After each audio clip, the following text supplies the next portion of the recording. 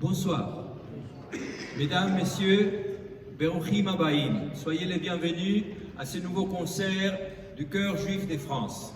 C'est aujourd'hui notre deuxième concert de la saison, depuis notre reprise en novembre dernier, que nous avons la chance de vous présenter dans cette belle synagogue qui nous accueille depuis de nombreuses années. Cette synagogue, vous le savez, est parmi les plus emblématiques car la plus ancienne de Paris, encore en activité depuis plus de 2 siècles. Cette synagogue a eu la chance de compter parmi d'autres célébrités musicales un personnage haut en couleur, un jeune juif venu de l'Allemagne, plus précisément de la ville de Cologne. Le jeune s'appelait Yaakov. Yaakov, en allemand, ça se dit Yaakov. Voilà. Puis, quand il est venu en France, il s'appelait Jacques, évidemment. Il s'appelait Jacques et il est venu avec son père et avec son frère Jules, qui était déjà un excellent violoniste. Le père, musicien aussi, était compositeur et chazan. Il s'appelait Isaac, nommé Yitzhak Eberst, et il avait décidé, comme beaucoup de juifs à la fin du XVIIIe siècle, de changer son nom de famille par celui de sa ville natale, la ville de Offenbach, qui se retrouve près de Francfort. Isaac était chazan, donc il officiait à la grande synagogue de Cologne. Bien d'autres chazanim changeaient leur nom à cette époque pour s'adapter à l'usage du temps. Le chazan Yitzhak Offenbach, avec son nouveau nom d'adoption, arrive donc à Paris avec ses 2 enfants adolescents, dans l'espoir de leur assurer une belle carrière musicale. Il les présente devant le directeur du Conservatoire de Paris, un célèbre musicien italien de l'époque nommé Luigi Cherubini, qui avait été nommé par Napoléon lui-même. Bref, les 2 jeunes et très talentueux musiciens seront pris respectivement dans les classes de violon pour Jules, qui deviendra l'élève du très célèbre Niccolo Paganini, et du violoncelle pour Jacques, qui montre, tout comme son frère, des dons exceptionnels pour la musique. Et comme il fallait vivre et gagner son pain, les jeunes frères sont amenés ici même, dans cette synagogue, où le père Chazan propose, grâce à leur solide tradition dans la musique juive, les services partagés de 2 enfants comme chef de chœur pour les offices. L'aventure commence donc bien, mais même très bien. Mais le petit salaire des jeunes chefs de chœur ne suffit pas aux frères Offenbach pour subvenir à leurs besoins. Ils commencent donc à travailler aussi ailleurs pour arrondir leur fin du mois et sont obligés d'accepter du travail dans les orchestres des théâtres parisiens où des représentations se déroulent souvent les vendredis soirs en plein Shabbat. Les choses se compliquent donc, malheureusement les 2 frères sont obligés de quitter leur travail musical ici à la synagogue. Le frère aîné, Jules, va malheureusement décéder très tôt, laissant son frère Jacques Offenbach, que vous connaissez sûrement, seul pour mener sa carrière de musicien et compositeur.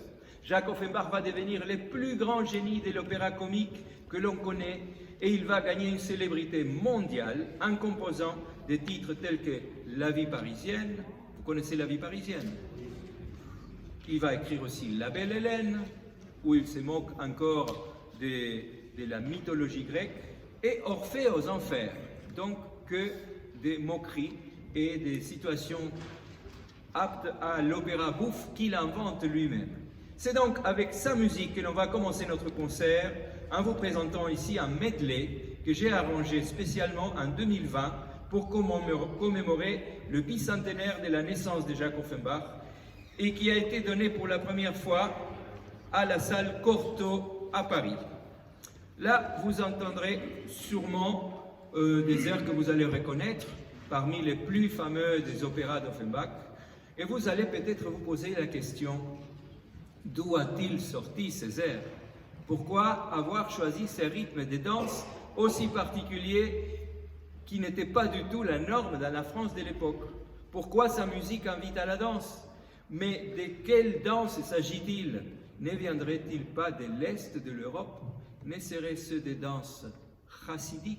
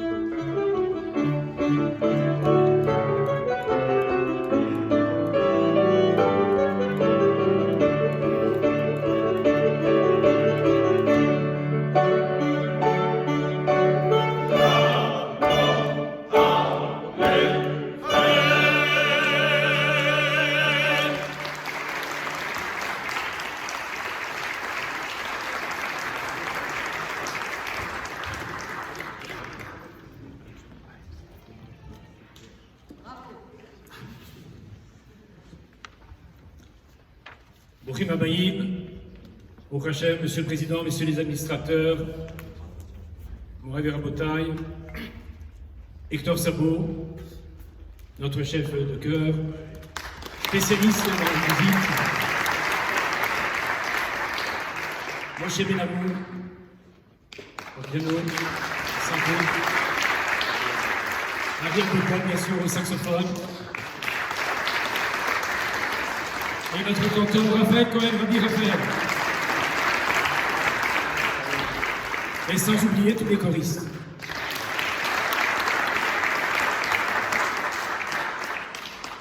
Je vois que vous connaissez la musique, et c'est pour ça que vous êtes là ce soir.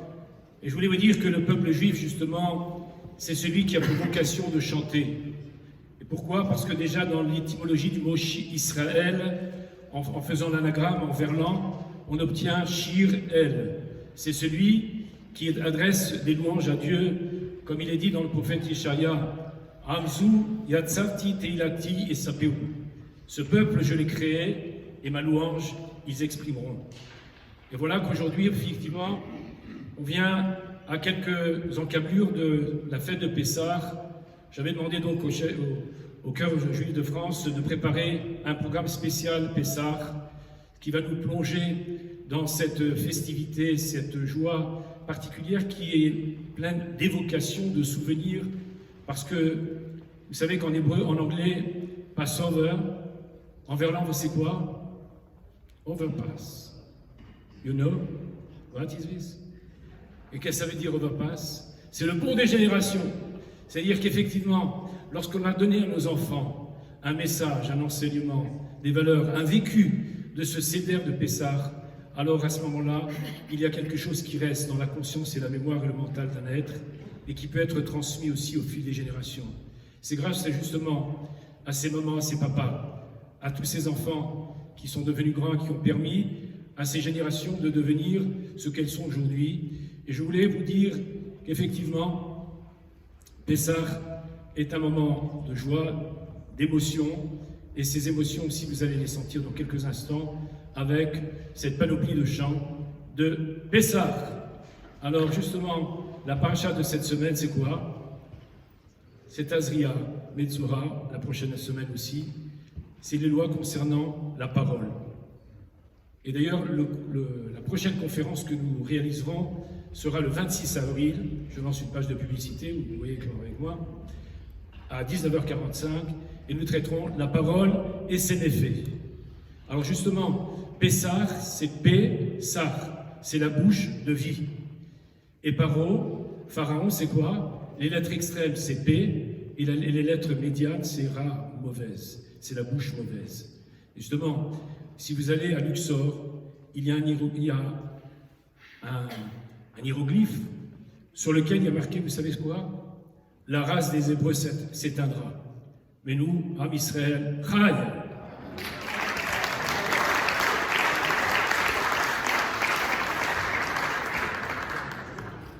Comme vous avez pu le constater, mon intention pour cette soirée un peu spéciale est de vous faire participer et de vous inciter, même soit peu, de vous initier à l'art choral qui est celui de notre ensemble. Les frères Offenbach, dont on a parlé tout à l'heure, n'ont pas réussi à travailler durablement dans cette synagogue, mais une forte tradition musicale s'y est perpétuée. Elle a évolué, elle a pris des formes différentes et variées au cours des 2 derniers siècles. Aujourd'hui, on va faire le pari de continuer à développer à notre manière, en essayant de continuer à vous faire participer activement à cette fête musicale proposée par les chœurs juifs de France, qui est une émanation de la PAC, l'association pour la promotion de l'art cantorial présidée par le rabbin Raphaël Cohen, conjointement avec les consistoires de Paris-Île-de-France qui soutiennent notre chœur depuis novembre 2006, date de notre création. Le rabbin Torjman nous a parlé de Pessah. Vous connaissez sûrement Ma nishtana halayla hazeh mikol haleilot. Qu'est-ce qui est différent? Qu'est-ce qui distingue cette nuit de toutes les autres? C'est ainsi que commencent donc les chants les plus connus du Seder de Pessah, la fête de la liberté, celle de la sortie de l'esclavage, celle qui nous mène vers une vie nouvelle, responsable, où la liberté doit être précieusement préservée pour qu'elle demeure comme notre bien le plus précieux. Je me suis donc posé cette même question par rapport à notre concert de ce soir, qui se poursuit justement par ces chants suivis d'un autre bien connu, Dayeinu. Il nous est suffisant. Vous direz peut-être ça à la fin du concert. Lors du premier confinement, à cette même époque de l'année, lorsque nous étions obligés de limiter le Seder de Pessah au cercle restreint de la famille habitant un même foyer, il m'est venu l'idée de composer un petit arrangement à 3 voix pour chanter Ma nishtana pendant le Seder avec mon épouse et mon fils, le petit dernier de mes 3 enfants, qui habitent encore chez nous à la maison. Nous l'avons joyeusement chanté pendant nos Sédarim, puis nous avons pu partager un enregistrement que nous avons fait par la suite avec le reste de la famille et quelques amis. Et là, une vérité s'est imposée. Rien ne remplace la musique faite sur le vif, la musique en live, comme on a coutume de le dire de nos jours. C'est pourquoi nous sommes là ce soir, avec vous tous, pour partager l'émotion particulière que seuls le chant et la musique peuvent dégager et qui a besoin des 2 protagonistes, nous et vous, les interprètes et le public. Un public qui partage avec une écoute active la musique produite par le ou les interprètes et qui exceptionnellement va continuer ce soir à être chanté avec vous.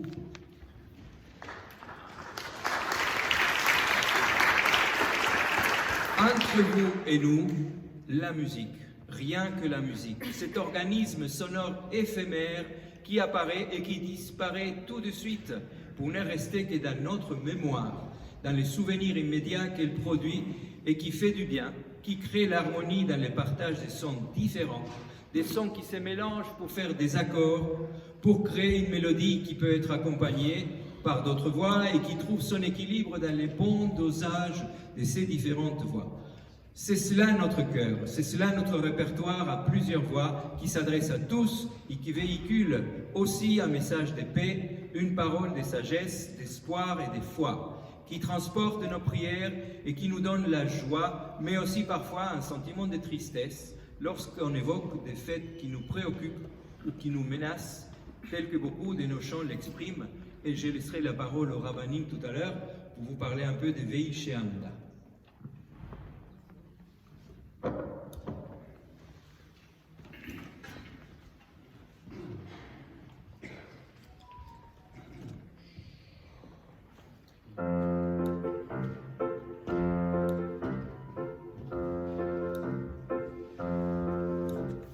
Ma nishtana, halayla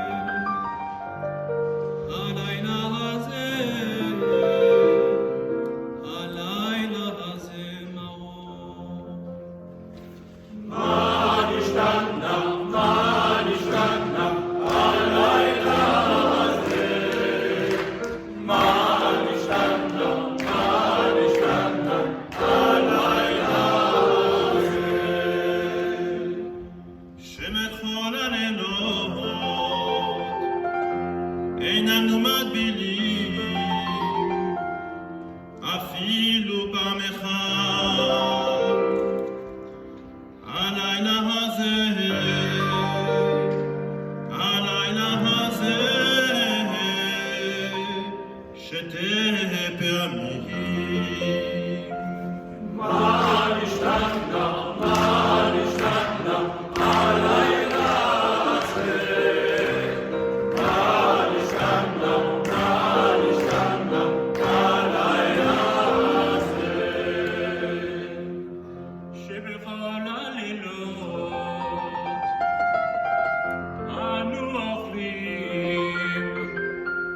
יושבים ובין מסובים הלילה הזה,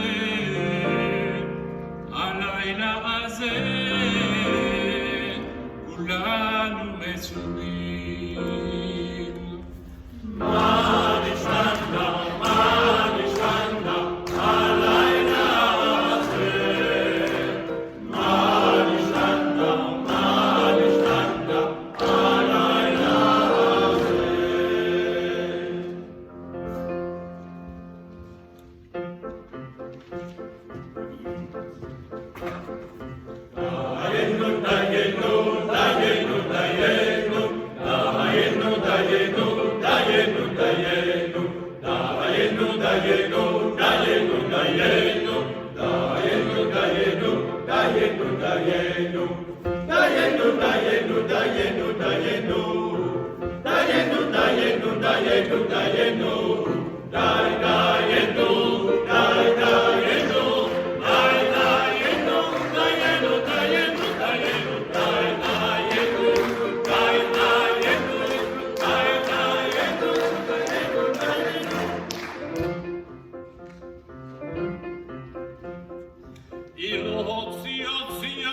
הוציאנו ממצרים ולא עשה בהם שפטים דיינו. די דיינו, די דיינו, די דיינו, דיינו, דיינו, דיינו, די דיינו, די דיינו, די דיינו, דיינו, דיינו.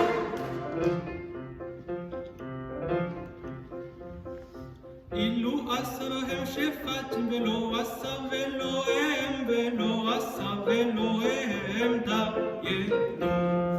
די דיינו, די דיינו, די דיינו, דיינו, דיינו, דיינו, די דיינו, די דיינו, די דיינו, דיינו, דיינו.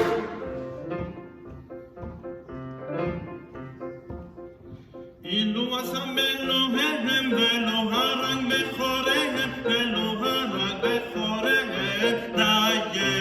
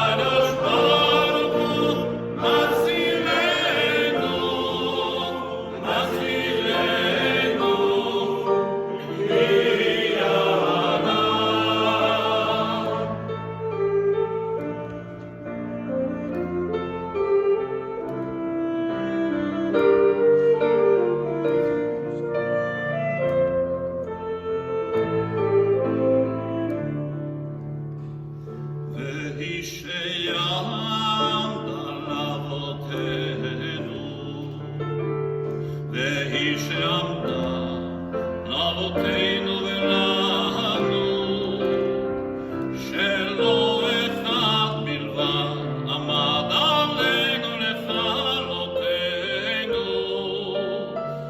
עמד עלינו לכלותנו.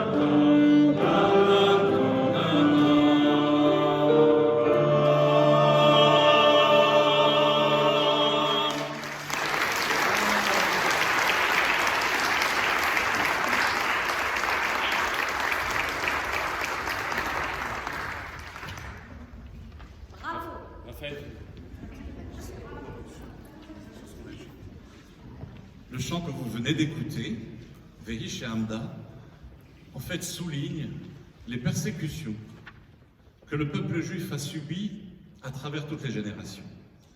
Et c'est encore plus d'actualité aujourd'hui, avec ce qui se passe en Ukraine, avec toutes les souffrances qu'il y a, avec les 350 000 juifs qui sont aussi là-bas, qui souffrent et qui, au jour le jour, luttent pour sauver leur vie.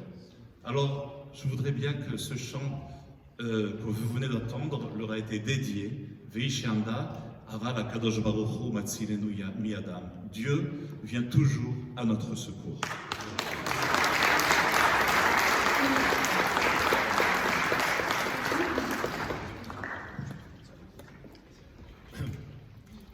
Imaginez un instant s'il n'y avait plus de synagogue, s'il n'y avait pas la Torah, que serait devenu le peuple juif.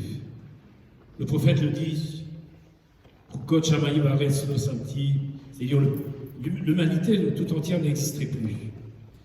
Vous savez que le VI, ce sont les lettres initiales qui désignent quoi? Le Vav, c'est 6. Ça vous rappelle quoi? Shisha, Sidré, Mishnah, la loi orale. Le E, 5, même si ceux qui ne sont pas tunisiens, c'est les 5 livres de la Torah. Le Yud, c'est les 10 commandements. Et le Aleph, Akadosh Baruch Hu, c'est Dieu.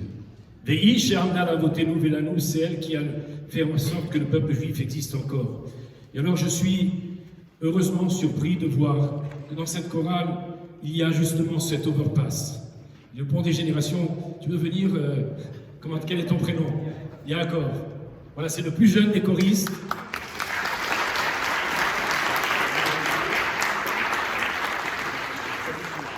Bonsoir à tous. Razak.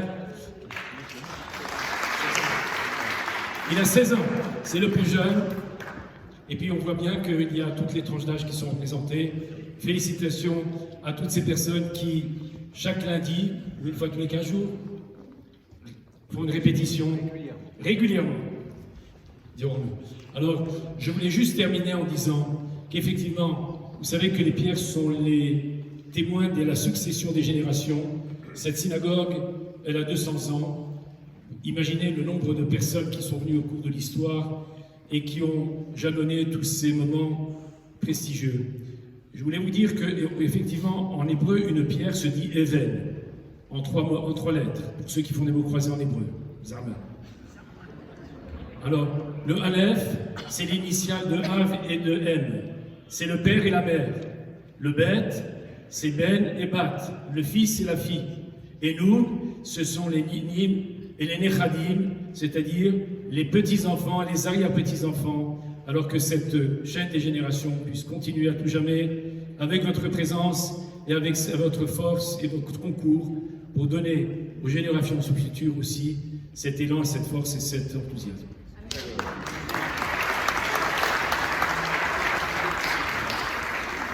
Et puisqu'on parle de générations, on va revenir quelques centaines de générations en arrière pour parler, pour chanter de celui que vous connaissez tous, Abraham Avinu, Abraham notre Père.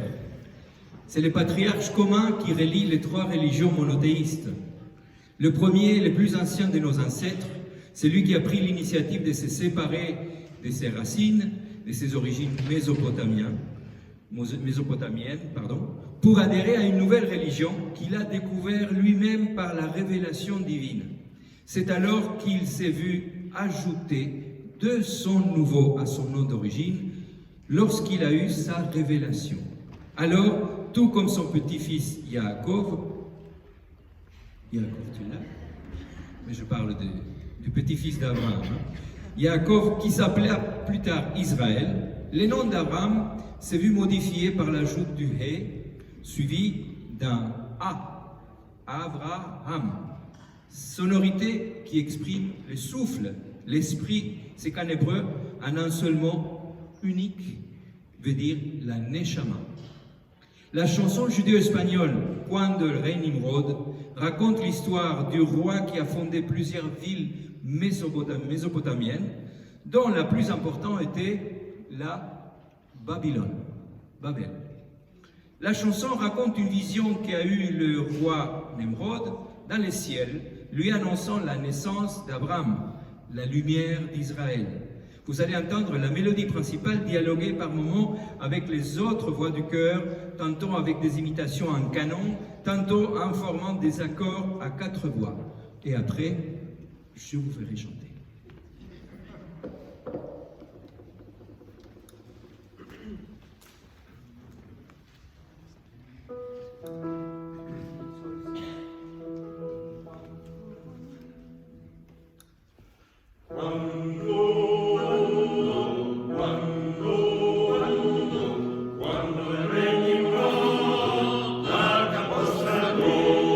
Miraba en el cielo y en la estrella.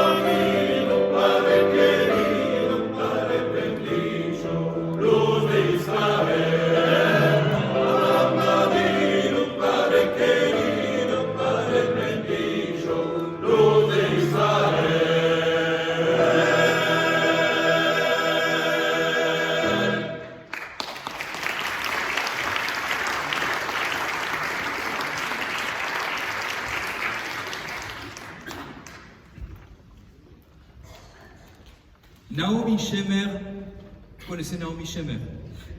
Je suis déjà sur la prochaine chanson. Yerushalayim Shel Zahav, vous connaissez? On ne va pas la chanter ce soir. Je vous parlerai tout à l'heure de Naomi Shemer, mais vous connaissez cette chanson peut-être? Abraham Avinu. Abraham Avinu. Faites. Abraham Avinu. Écoutez. Il faut chanter, messieurs. Écoutez. Abraham Avinu. Ça c'est pour les voix graves. Les voix aiguës. Abraham Avinu. Abraham Avinu. Padre querido. Padre querido. Padre bendito. Padre bendito. Luz de Israël. Très bien, je vous écouterai pour la prochaine audition. J'ai noté les noms qui se sont distingués ce soir. Très bien.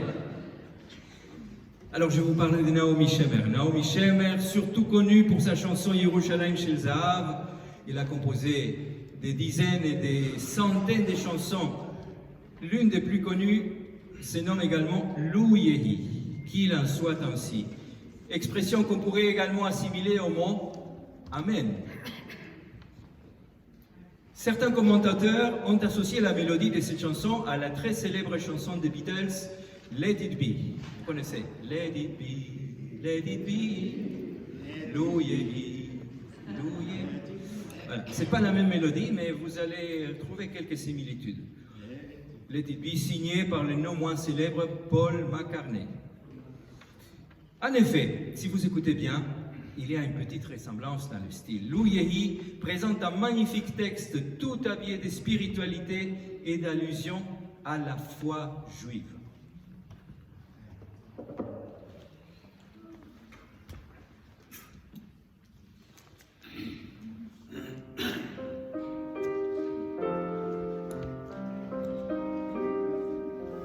עוד יש מפרש לבן באופק מול ענן שחור כבד.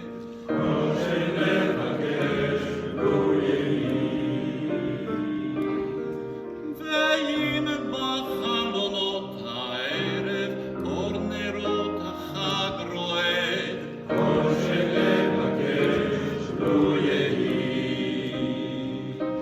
לו יהי, לו יהי, אנא לו יהי, כל שנבקש לו יהי. לו יהי, לו יהי, אנא לו יהי, כל שנבקש לו יהי. מה קולנות אני שומע, קול שופר וקול תופים, כל שנבקש לו יהי. לו תשמע בתוך כל אלה גם תפילה אחת מפי, כל שנבקש לו יהי. לו יהי, לו יהי, אנא לו יהי, כל שנבקש לו יהי. לו יהי, לו יהי, אנא לו יהי, כל שנבקש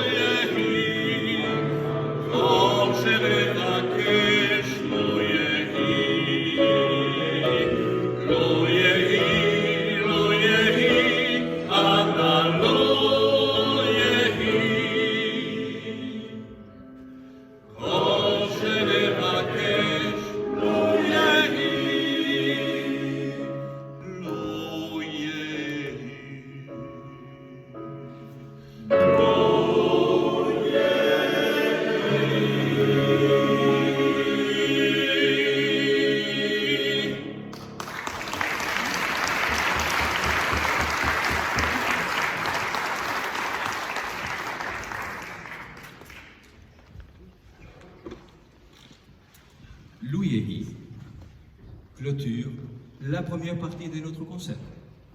Donc on vous retrouve dans 10 petites minutes. À tout de suite.